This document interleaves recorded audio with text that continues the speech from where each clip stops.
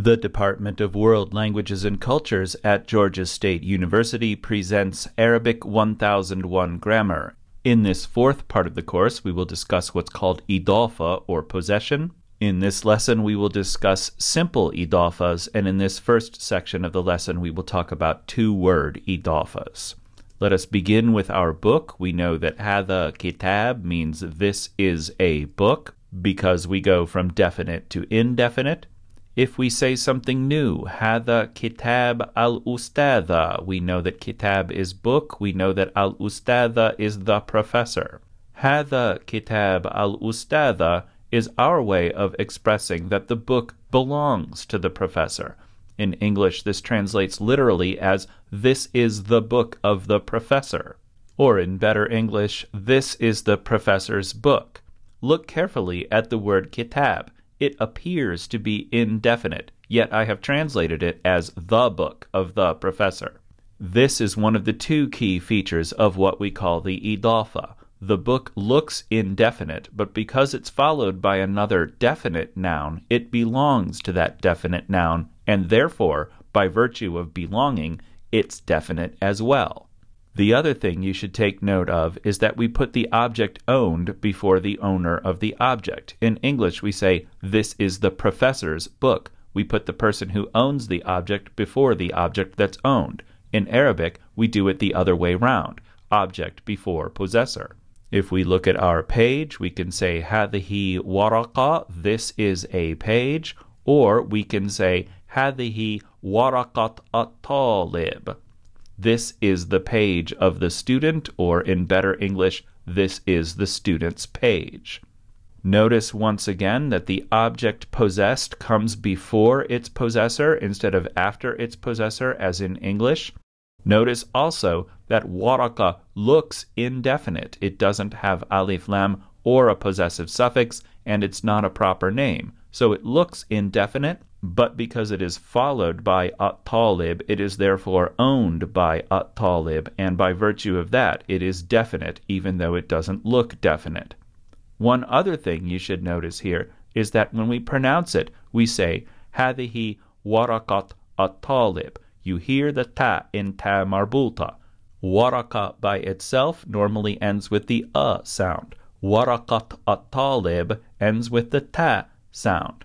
This is like in English when we say the professor's book or the student's page. That z or s sound indicates possession in English. Hearing the ta in ta marbuta does the same thing in Arabic.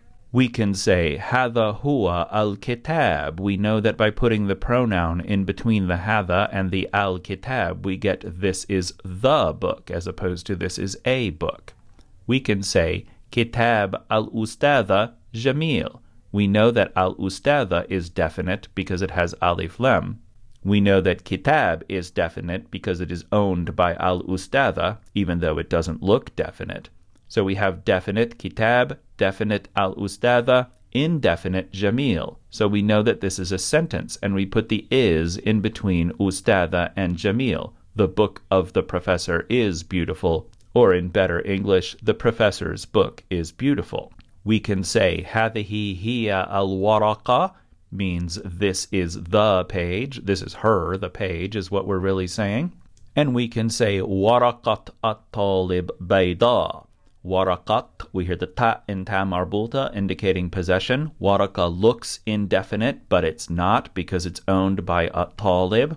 The object owned comes before its possessor instead of the other way around in English. And then we have the indefinite adjective bayda, making it a sentence. The page of the student is white or blank, or in better English, the student's page is blank. When we make one noun owned or possessed by another, we call this al-idafa in Arabic. This means addition, as in addition and subtraction. One key feature is we place the object before its owner. This is the reverse from English. For the very, very most part, all words in an idafa are mu'arraf, as definite. Much later on, we'll learn that there are exceptions, but they're quite rare.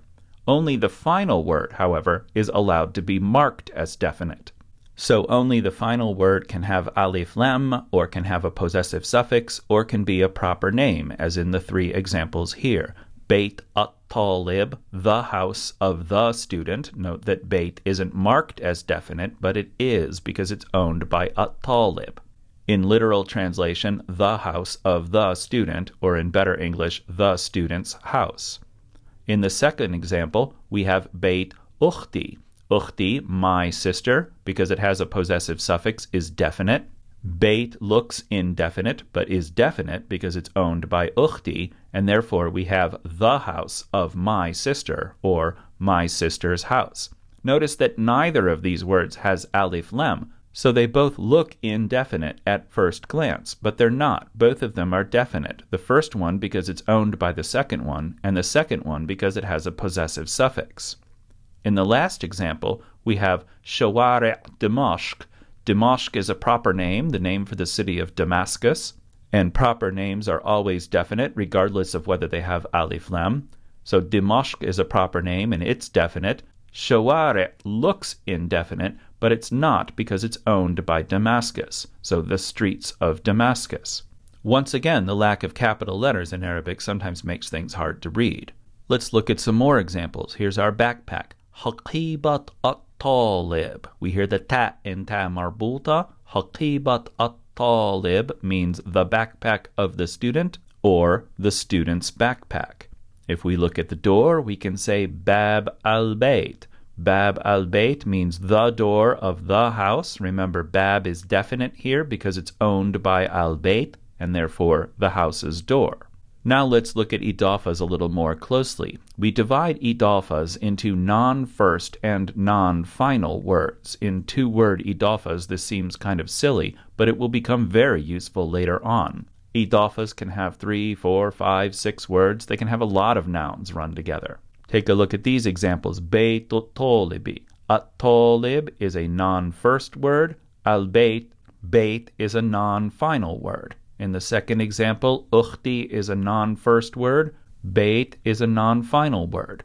In the third example, al-Qahira, Cairo, is a non-first word, and shawari is a non-final word. This is the sort of thing that seems like something it could be ignored, but is actually very important. We'll look at non-final words first. Non-final words are always considered mu'arraf, or definite, because they are owned by the final word. Yet they cannot be marked as definite. That is, they can't have alif lam, they can't have a possessive pronoun suffix, and they can't be proper nouns. Non-final words that end with ta marbuta pronounce the ta marbuta like a regular ta. This is the equivalent of the s or z sound in English, like the professor's office. So here we have Medinat Dimashq. Medina is city, but when we put it before Dimashq, we say Medinat Dimashq. And I overpronounced the ta there for emphasis. Medinat Dimashq. Medina is a non-final word, so it is definite, but it can't be marked as definite, and we hear the ta in ta marbuta. In the second example, Haqibat at-taliba. Haqiba is a non-final word, so it is definite, even though it doesn't look definite, and we can't mark it as definite with alif lam or a possessive suffix. We also hear the ta in ta marbuta. In the third example, Ghurfat sadiqiha, the room of her friend or her friend's room. Ghurfa is a non-final word. It is definite, but it may not be marked as such, and we hear the ta in ta marbuta. So if we look at these examples, Haqibat at-talib, the student's backpack, and Bab al-Bayt, the house's door, we can note that Haqiba, the non-final word here in the first example, is owned by at-talib, and that's why it's definite, and that's why we hear the ta in ta marbuta, and that's why we can't mark it as definite, because it's already owned. Same thing for the second example. Bab belongs to al-Bayt, and therefore it is definite, but cannot be marked as definite. Now let's look at non-first words. Non-first words are always in the majrur or genitive case, that is, they'll be marked with kasras or tanween al-kasr. The first word will be in whatever case the grammar dictates. By default, we put it in the marfu' case unless we have a reason for it to be in one of the other two. The last word must be marked as definite, whether with alif lam or a possessive pronoun suffix or by being a proper noun. Again, much later on, we'll learn a circumstance where they can both be indefinite, but that's trivial and not relevant here. So, Madinat Dimashq. Dimashq is the non-first word here. It has a kasra because it's in the majroor case, and it's a proper noun, so it's definite. Haqibatu talibati.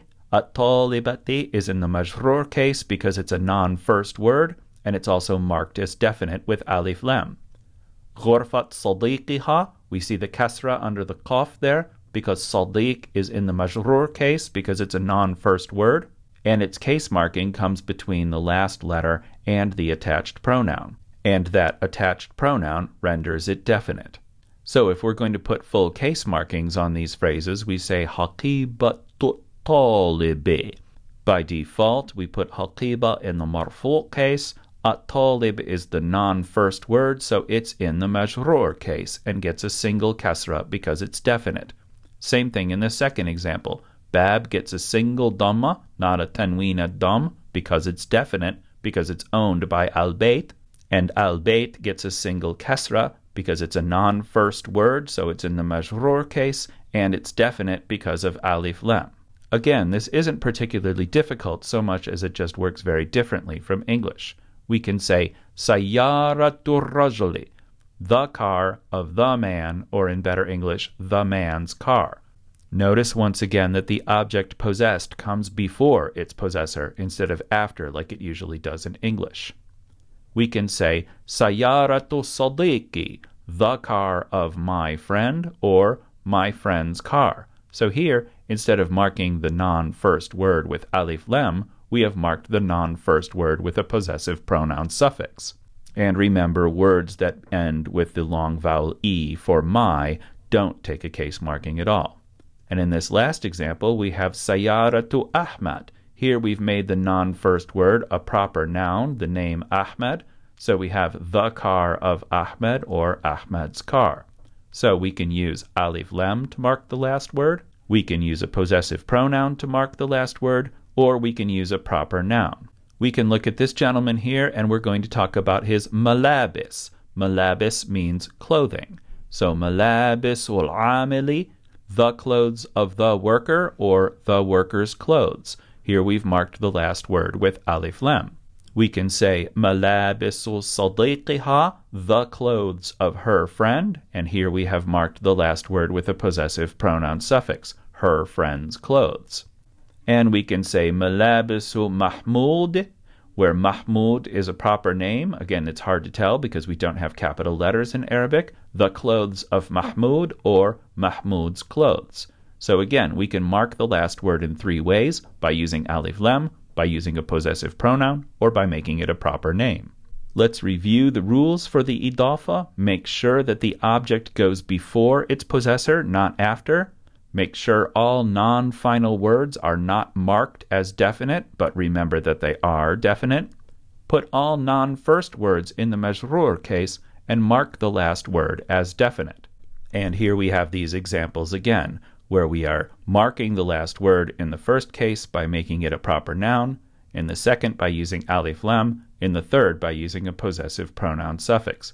And in each case, we're pronouncing the ta in ta marbuta on Medina, Haqiba, and Ghurfa because they are non-final words in the Idafa. So Madinatul Dimashq, the city of Damascus; Haqibatul Talibati, the backpack of the student; Ghurfatul Sadiqiha, the room of her friend.